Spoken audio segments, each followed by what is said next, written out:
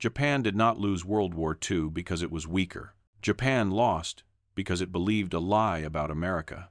That lie said Americans were soft, comfortable, unwilling to suffer. It was wrong, and it made defeat inevitable. Before a single bomb fell, before Pearl Harbor, before the first battle was fought, Japan had already chosen the enemy it wanted to believe in an America that did not exist. Here is the cold truth. The moment Japan mistook comfort for weakness, the war was over. This is not a story about military failure. It is a story about a belief so convincing that it destroyed an empire. Japan did not stumble into disaster. It walked into it with confidence. By the late 1930s, Japan's leaders were not guessing about America. They were certain that the United States was a nation of comfort, not endurance, of debate, not discipline, of material wealth, but moral weakness. This certainty was more powerful than any weapon. It shaped how Japan interpreted intelligence. It shaped how Japan planned for war. And most importantly, it shaped what Japan believed it did not need to prepare for: a long conflict. Japan did not fear American strength because it believed American strength was hollow. Factories were dismissed as meaningless without the will to fight. Wealth was seen as a liability, not an advantage. Democracy was viewed not as resilience, but as indecision. In Japanese strategic thinking, societies that valued individual comfort could not survive sustained pain. They would fracture under pressure. They would seek compromise rather than destruction. One decisive shock, delivered suddenly and violently, would break their resolve. This was not arrogance, in the simple sense. It was a worldview. Japan believed history was on its side. A disciplined, unified civilization, shaped by sacrifice and hierarchy, could not lose to a society obsessed with consumption and personal freedom. The conclusion felt logical, reassuring, inevitable, and that is what made it fatal. Once this belief was accepted, it no longer needed to be proven. It became the lens through which all evidence was filtered. Reports that confirmed it were amplified. Reports that challenged it were dismissed as misunderstandings, exaggerations, or foreign deception. This was not a failure of intelligence gathering. It was a failure of intellectual honesty. Japan knew America was rich. It knew America was large. But it convinced itself that none of this mattered if Americans lacked the will to suffer.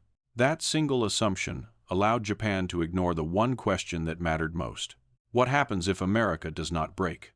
That question was rarely asked out loud, because asking it would have forced Japan to confront an unacceptable possibility that courage alone could not compensate for industrial imbalance, and that sacrifice could not replace production. In rigid systems, dangerous questions are not answered. They are avoided. By the time Japan moved toward war, the belief had hardened into doctrine. Strategy was built around it. Risk was justified by it. Doubt was silenced in its name. Japan did not plan to defeat America. It planned to shock America into submission. Everything depended on that assumption being true. And here lies the cold reality. The moment Japan committed itself to a vision of America that matched its own ideology rather than reality, it surrendered control of the future. From that point forward, Japan was no longer reacting to the world as it was. It was acting on a fantasy, one that made defeat not just possible, but unavoidable. This is where the Pacific War truly began. Not with an attack, but with a belief, and once that belief was locked in, the outcome was no longer a matter of chance. Japan's belief about America did not emerge from ignorance. It emerged from selection. By the late 1930s, Japan possessed no shortage of information about the United States. Diplomats, military attachés, business observers, and intelligence officers reported regularly on American society. Data flowed, observations accumulated, facts were available, but facts were not the problem. The problem was which facts were allowed to matter. Inside Japan's military and political institutions, information did not compete on accuracy. It competed on usefulness. Reports that aligned with existing assumptions moved freely. Reports that complicated those assumptions stalled, softened, or disappeared. This is how belief survives contact with reality. American labor strikes were highlighted. Political disagreements were emphasized. Isolationist movements were treated as proof that Americans feared war. The small size of the U.S. military, before 1941, was repeatedly cited as evidence of weakness. Each observation, taken alone, was true. Together, they formed a false picture. Japan mistook visible debate for internal collapse. It mistook hesitation for fragility. It mistook civilian life for lack of resolve. American democracy looked chaotic from the outside. To Japanese planners, this chaos appeared incompatible with sustained war. They believed a society that argued publicly could not mobilize privately.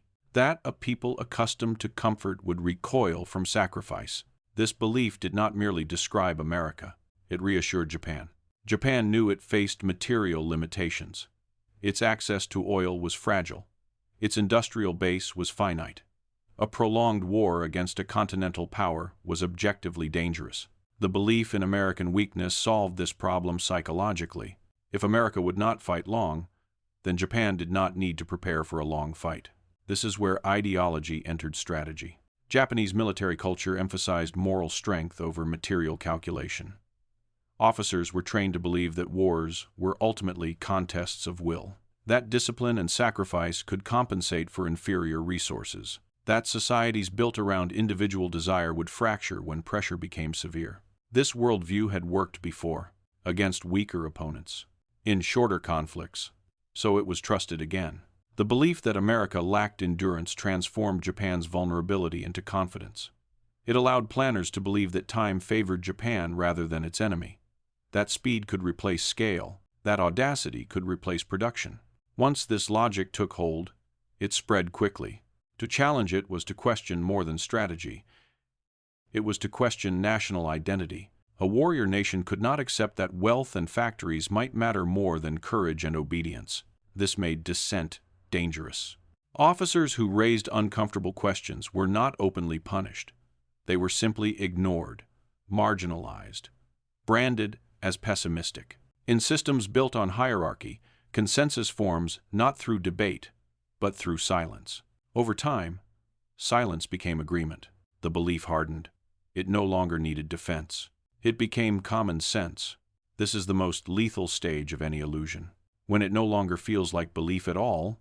By 1941, Japan's leadership did not debate whether America was weak. That question was settled.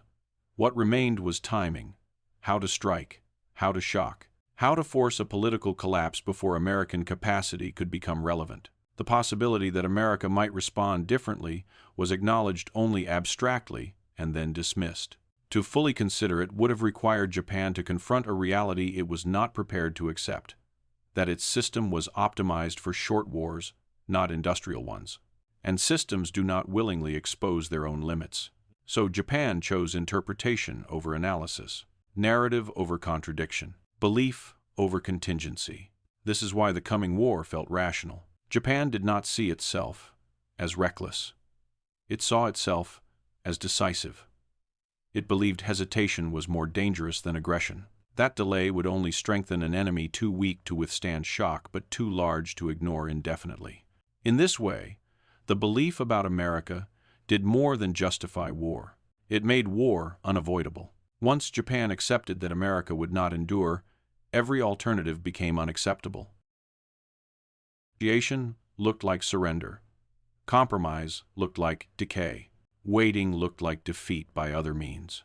The belief closed the future. By the time the final decisions were made, Japan was no longer choosing between peace and war. It was choosing between action and humiliation, and it chose action confident that the enemy it had imagined would behave exactly as expected. The illusion was now complete.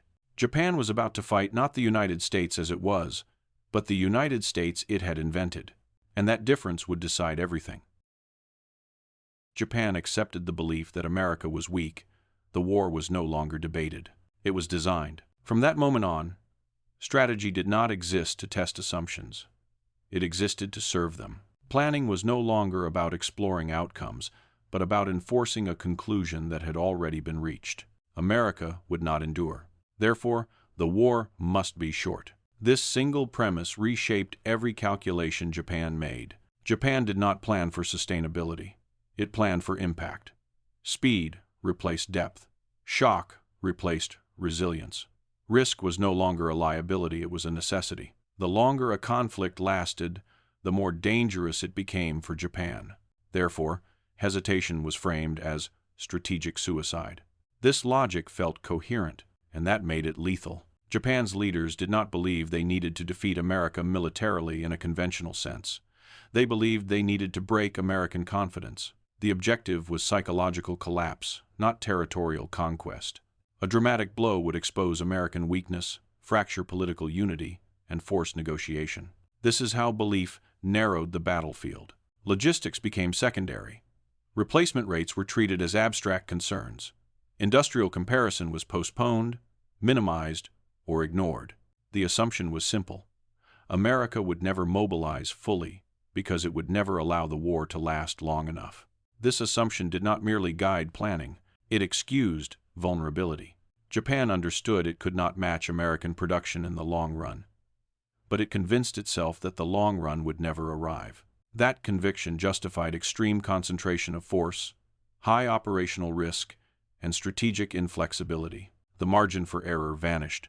When strategy is built on belief rather than contingency, failure is not managed, it is denied. Japanese planning increasingly relied on decisive moments, singular strikes, irreversible shocks. The war would be won not by adaptation, but by paralysis. America would be stunned into submission before it could reorganize itself. This approach demanded absolute confidence, and confidence became policy. Within Japan's command structure, questioning the premise became indistinguishable from questioning the war itself. Officers were not encouraged to ask what would happen if America absorbed the shock and fought on. That scenario existed only as an abstraction, never as a planning priority, because planning for it would have exposed the truth. Japan's system was not built for industrial war.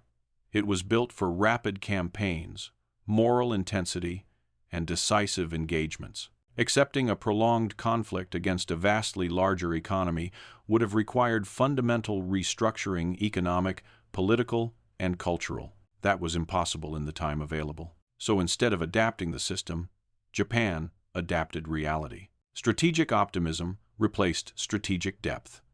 Each success was interpreted not as temporary advantage, but as confirmation of correctness. Early victories were not treated as fragile, they were treated as proof. This is how belief accelerates commitment. Once the strategy was set, alternatives collapsed. Diplomatic options narrowed. Compromise became dishonor. Withdrawal became unthinkable. The belief demanded escalation, because retreat would imply doubt, and doubt would unravel everything. Japan was no longer steering the war. The belief was, here is the most dangerous effect of that belief. It eliminated learning. When early operations succeeded, they reinforced confidence rather than caution. When setbacks occurred, they were framed as execution errors, not conceptual ones. The underlying assumption remained untouched. America's behavior was constantly interpreted through the same lens. Any hesitation was seen as weakness. Any delay was seen as confirmation. Any restraint was misunderstood as fear. Japan did not ask whether America was choosing restraint. It assumed America was incapable of anything else. This misreading had consequences, because while Japan was betting everything on shock, the United States was doing something Japan did not expect. It was observing, studying, adjusting, learning faster than Japan believed possible. But Japan's strategy had no mechanism to respond to adaptation. Once the opening blows were delivered, there was no second plan, no strategic elasticity, no room to absorb surprise. It had been designed as a one-way door, and that door could not be reopened. This is the final irony of belief-driven strategy. It creates clarity at the cost of resilience. It simplifies decision-making while eliminating recovery. It makes leaders feel decisive, until decisiveness becomes a trap. By the time Japan committed to war, it had already locked itself into a version of the future that depended entirely on American collapse, not American defeat. Collapse. If that collapse failed to materialize, Nothing in Japan's strategy could compensate, and so Japan entered the war confident, unified, and certain, armed not with contingency plans, but with faith. Faith that America would behave as expected. Faith that the shock would be enough. Faith that reality would conform to belief. That faith would soon be tested, and when it failed, there would be no way to repair what had been built on it. One man in Japan's leadership who did not believe the lie. He did not need reports to understand America. He did not need theories to explain it. He had seen it. Isoroku Yamamoto's understanding of the United States did not come from ideology or propaganda. It came from proximity. He had lived inside American society. He had studied its industries, spoken with its people, and observed how it functioned when it was not trying to project power. What he saw contradicted everything Japan wanted to believe. America did not appear disciplined in the Japanese sense. It argued constantly. It criticized authority. It tolerated inefficiency. From the outside, it looked disorganized, almost careless. But Yamamoto understood something that most of his peers could not see. That apparent disorder concealed a system capable of extraordinary coordination once activated. American power was not concentrated in hierarchy. It was distributed across countless independent actors, factories, engineers, workers, managers, each capable of adjusting, innovating, and scaling without waiting for centralized approval. This was not weakness. It was latent capacity. Yamamoto also understood American psychology. He saw a society that avoided unnecessary conflict but reacted violently when attacked. Americans did not seek war, but once committed, they pursued it with relentless focus. Their pride was not rooted in obedience, but in performance.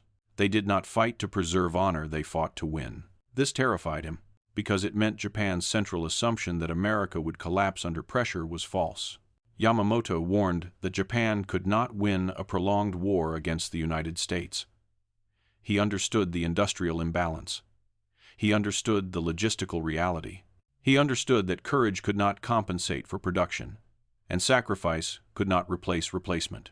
But understanding did not equal authority. Here is the critical distinction. Yamamoto was not ignored because he lacked evidence. He was ignored because his conclusions were unacceptable. To accept Yamamoto's assessment would have required Japan's leadership to dismantle the belief system that justified war in the first place. It would have required admitting that Japan's strength, its discipline, its unity, its willingness to sacrifice was insufficient in a conflict defined by industry and scale. That admission was impossible. In rigid systems, truth is not rejected because it is wrong. It is rejected because it is destabilizing. Yamamoto's warnings challenged more than strategy. They challenged identity. A nation that defined itself as morally superior could not accept that wealth, machinery, and organization might matter more than spirit. So the system did what systems do. It neutralized the threat. Yamamoto was respected, promoted, praised, but his influence was contained. His opposition to war was reframed as personal caution rather than structural insight. His experience abroad was treated as anomaly, not authority. Eventually, he was moved away from the centers of decision-making. This was not punishment. It was insulation. By placing Yamamoto in operational command rather than strategic debate, Japan preserved his usefulness while removing his capacity to disrupt consensus.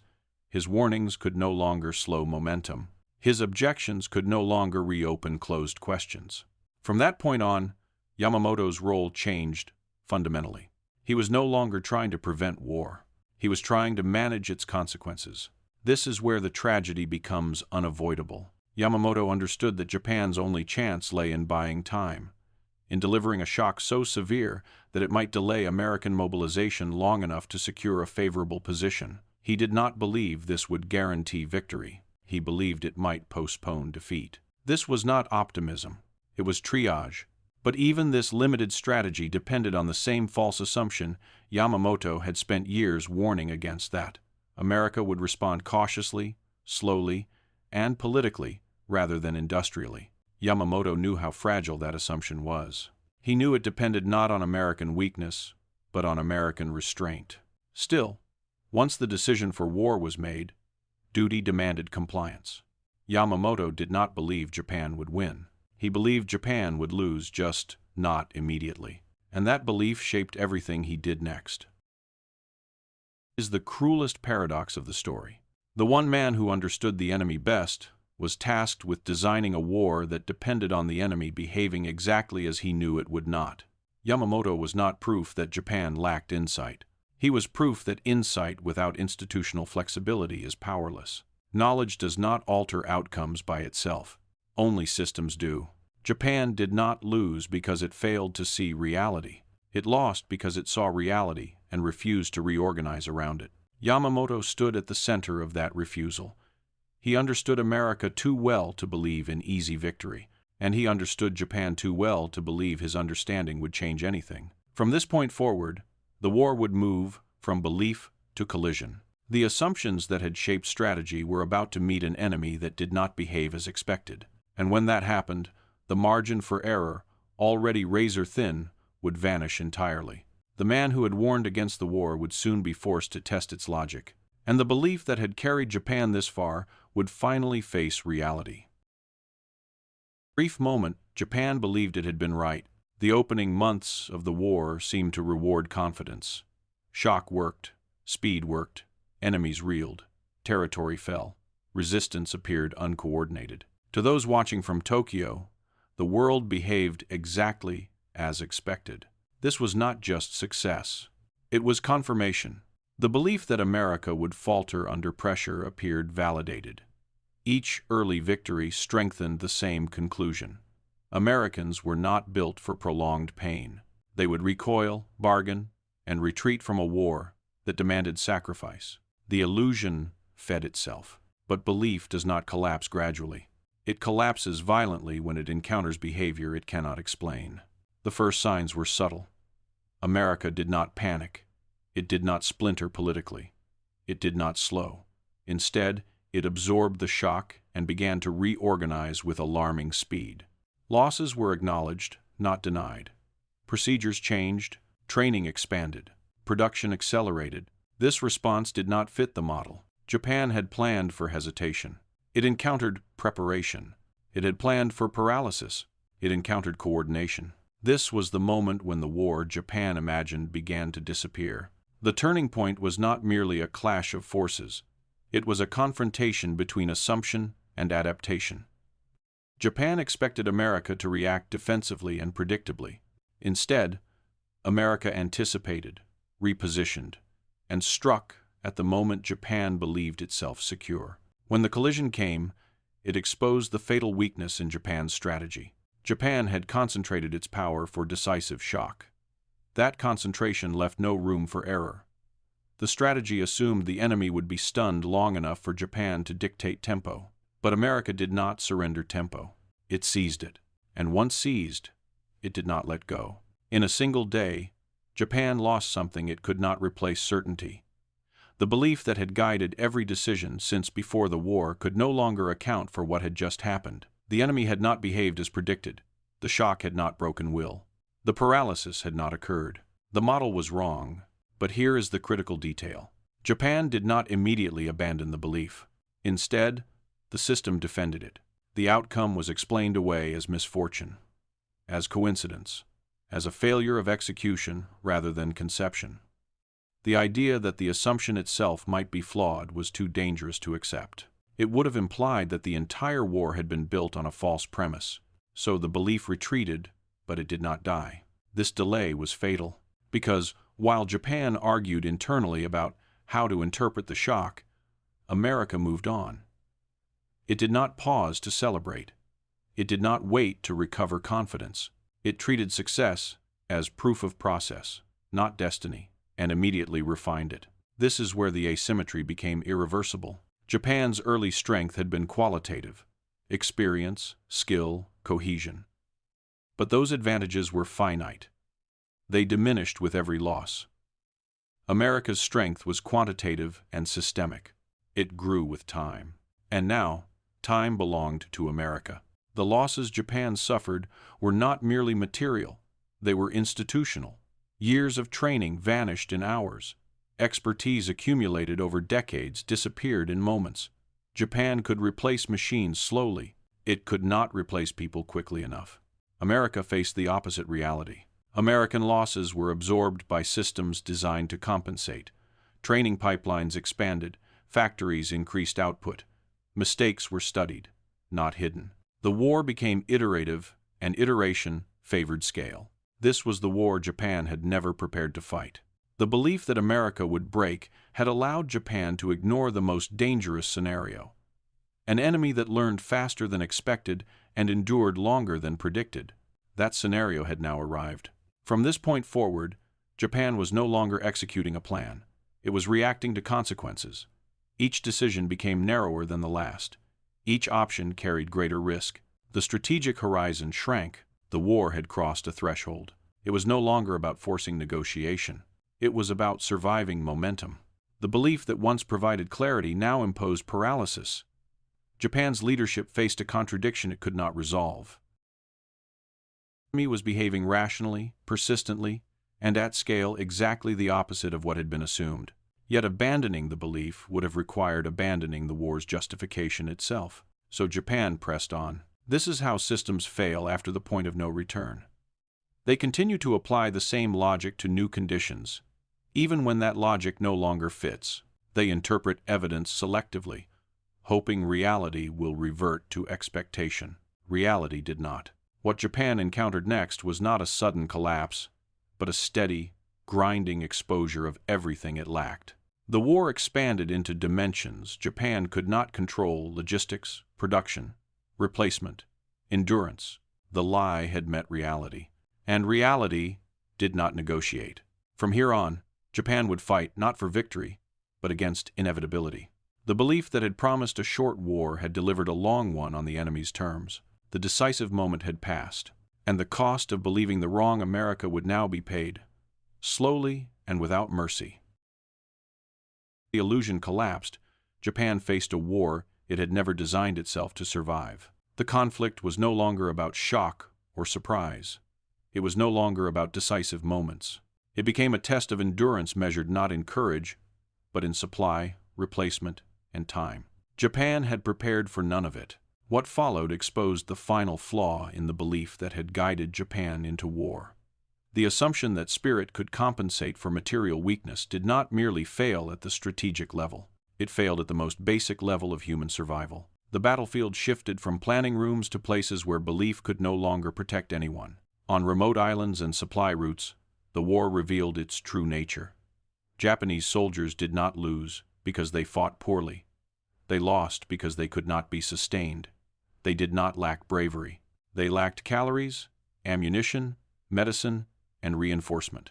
This is where the belief died completely. American forces did not win because they were more disciplined. They won because they were continuously supplied. Food arrived regularly. Ammunition was abundant. Wounded men were evacuated and replaced. Equipment losses were treated as temporary inconveniences. Japan could not match this. Its logistics system had been built for rapid expansion, not prolonged maintenance. Once the war extended beyond its expected duration, every weakness surfaced at once. Supply ships were slow. Routes were exposed. Fuel shortages compounded delays. What little arrived often came too late or in insufficient quantities. The difference was not subtle. It was decisive. Japanese units fought with shrinking margins. Each engagement depleted resources that could not be restored. Each casualty was permanent. Each aircraft lost represented years of training that could not be replaced in time. America, by contrast, treated loss as data. Aircraft were replaced by improved models. Pilots were trained in numbers Japan could not imagine. Shipyards expanded output without pause. Training pipelines grew faster than attrition could consume them. This was not resilience. It was system superiority. Japan's belief had been that America's society would fracture under strain. What it encountered instead was a system designed to absorb strain and convert it into momentum. The war transformed into a competition Japan could not escape and could not win. Japan had believed that individual excellence would dominate the battlefield. What it encountered was industrial persistence. American forces did not need to fight better every time. They needed only to fight long enough. And they did. As months passed, the disparity widened. Japanese forces were forced into increasingly desperate measures, not because they lacked skill, but because their system could not sustain modern warfare. Supply runs became riskier. Training was shortened, standards declined. The belief that had justified the war now actively undermined Japan's ability to fight it. Japan's leadership had assumed the war would end before these weaknesses mattered. When it did not, there was no mechanism for correction. The system had no way to pivot toward endurance without dismantling itself, and dismantling itself was not an option. This is where inevitability took hold. America's advantage was not just industrial, it was temporal. Time favored the side that could learn, replace, and expand. Japan could do none of these at sufficient scale. Each passing month strengthened one side and weakened the other. The war became asymmetrical in the most brutal way. American soldiers fought knowing that support would arrive. Japanese soldiers fought knowing that it might not. That knowledge shaped behavior, morale, and outcomes more than any tactic ever could. This was the reality Yamamoto had warned about. But warnings did not change supply lines. They did not create fuel. They did not train pilots faster. By the time this reality became undeniable, Japan had already crossed the point of no return. The belief that America would break had delayed preparation for exactly the kind of war that was now unavoidable. Japan had entered an industrial war with a non-industrial strategy. From this point on, the Pacific War was no longer competitive. It was cumulative. Each American success compounded. Each Japanese loss reduced future capability. The trajectory became clear even if the endpoint had not yet arrived. Japan continued to fight because it had no alternative, not because it believed it could win. This is the final transformation of belief-driven war. Once the belief collapses, what remains is obligation, duty, momentum. Systems carry people forward long after logic has expired. The war Japan never planned to fight was now the only war it had left, and it would not be decided by courage or honor or sacrifice. It would be decided by who could replace what was lost. Japan could not. The belief that America would collapse had bought Japan's speed at the beginning and condemned it to exhaustion at the end. From here on, every action would only deepen the imbalance. The war had become a machine that no individual, no commander, no act of bravery could stop. The outcome was no longer in question. Only the cost remained to be paid.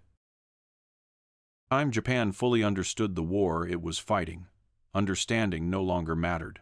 The belief that had driven the decision for war was gone. The illusion of American weakness had been destroyed by experience, by attrition, by logistics, by time.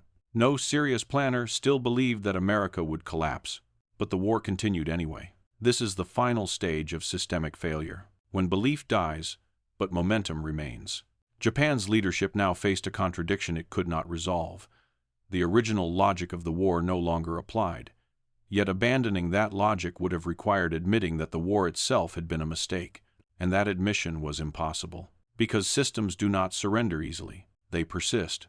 Every institution involved, military, political, industrial, had reorganized itself around the assumption of conflict.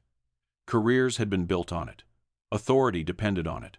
To reverse course would not only mean defeat abroad, but collapse at home. So Japan did what failing systems always do. It doubled down. Each setback was framed as temporary. Each loss was reinterpreted as honorable sacrifice. Reality was no longer something to be confronted, it was something to be endured. The language changed. Victory was no longer promised. Survival became the goal. Honor replaced outcome. This shift did not signal adaptation. It signaled exhaustion. Japan's system had lost the ability to correct itself. The same mechanisms that had protected the original belief now protected continuation. Doubt was still dangerous. Alternative thinking was still disloyal. The system could no longer distinguish between loyalty to the nation and loyalty to the mistake. This is how wars continue after they have already been lost. At the center of this paralysis stood the man who had warned against it all. Isoroku Yamamoto had not been surprised by the direction of the war. What burdened him was not failure, but inevitability. He had predicted that Japan could fight fiercely for a short time, but would be overwhelmed if the war became prolonged. That future had arrived. American power now operated as a single integrated system. Intelligence, production, logistics, and training reinforced one another. Japan could no longer surprise, outmaneuver, or outlast its enemy. Every Japanese action was anticipated. Every loss widened the gap. Yamamoto understood this, but understanding did not grant authority to stop it. He remained in command not because he offered solutions, but because the system needed symbols, symbols of competence, symbols of continuity, symbols that suggested control where none existed. Removing him would have forced recognition of collapse, so he stayed. Yamamoto continued to plan operations, inspect bases, and address troops not because he believed victory was possible, but because duty demanded presence. In a culture that valued obligation above outcome, withdrawal was unthinkable. This is the cruel irony of the story. The man who understood America best also understood that Japan could no longer escape the war it had chosen. He was not fighting for victory. He was fighting against disintegration. And then the system closed in on him. By 1943, American intelligence had reached a level of penetration Japan could not imagine. Movements were tracked. Plans were anticipated. Even routine decisions became liabilities. The imbalance had expanded beyond material, it was informational. When Yamamoto planned an inspection tour of forward positions, the decision reflected the system's final priorities. Morale mattered more than safety. Appearance mattered more than caution. Presence mattered more than survival. He knew the risk. He accepted it, not because he believed it would change the war, but because refusing would have changed nothing. The interception that followed was swift and precise. There was no drawn-out battle, no dramatic escape. The man who had warned against the war was eliminated deep inside, a conflict he had always known Japan could not win. His death did not alter the trajectory of the war. It confirmed it. For Japan, Yamamoto's loss was symbolic rather than strategic. By that point, the war had become mechanical. Systems replaced individuals, momentum replaced choice. Publicly, Yamamoto was honored. His death was framed as noble sacrifice. Privately, the implications were clear. The United States could now reach anywhere, anytime, with accuracy. The margin for error had vanished entirely. This was no longer a war between nations. It was a demonstration of system dominance. Japan's leadership now understood the full cost of the belief that had started everything. But understanding did not provide an exit. The war had consumed too much. Retreat was dishonor. Surrender was unthinkable. So the system pressed on, not because it believed it could win, but because it no longer knew how to stop. The belief that America was weak had once provided clarity. Now its absence provided only emptiness. Japan continued to fight in a war whose outcome was no longer in question, driven forward by inertia rather than intention. This is how empires fall, not with sudden realization, but with prolonged denial, followed by quiet acceptance that arrives too late to matter. The war had outgrown the people who started it, and Japan was trapped inside the consequences of a belief it could no longer defend but could not abandon.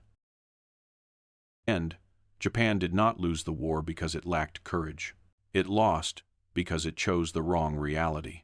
The belief that doomed Japan was not simply a miscalculation about American power. It was a deeper failure, a refusal to accept how modern wars are actually won. Japan believed that will could defeat production, that unity could overcome scale, and that sacrifice could replace systems. None of that was true. From the moment Japan defined America as weak, everything else followed naturally. Strategy narrowed, risk escalated, dissent disappeared. The future was locked into a single assumption that could not survive contact with reality. This is the final lesson of the Pacific War. Japan did not underestimate American strength. It misunderstood its nature. American power was not centralized, ceremonial, or ideological. It was mechanical, distributed, adaptive. It did not depend on a single leader or a single doctrine. It depended on processes that corrected themselves, expanded when pressured, and grew stronger through failure. Japan had no answer to that.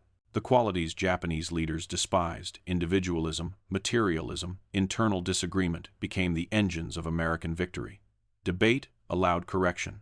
Competition drove innovation. Abundance became logistics. Democracy did not slow the war effort. It absorbed shock and converted it into momentum.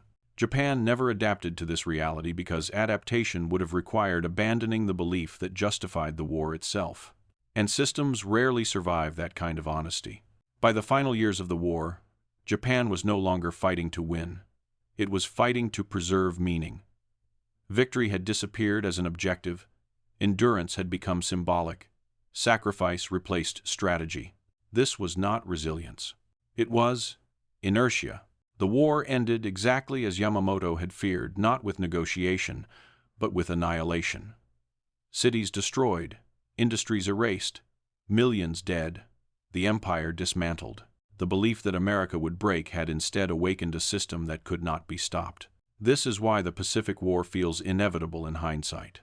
Not because outcomes were predetermined, but because once belief hardened into policy, flexibility vanished. Japan could no longer react to the world as it was. It could only react to the world it had imagined. And imagined enemies do not behave. The tragedy is not that Japan lacked intelligence. It is that intelligence was subordinated to ideology. Evidence existed. Warnings were issued. Alternatives were visible. They were simply inconvenient.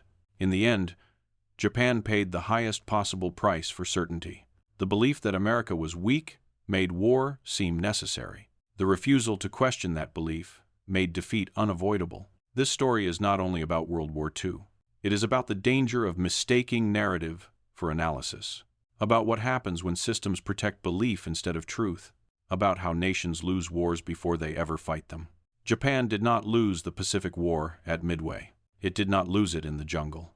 It did not lose it in the air. Japan lost it the moment it decided what America was without checking if it was right. Everything that followed was inevitable. And that is the cost of believing the wrong enemy.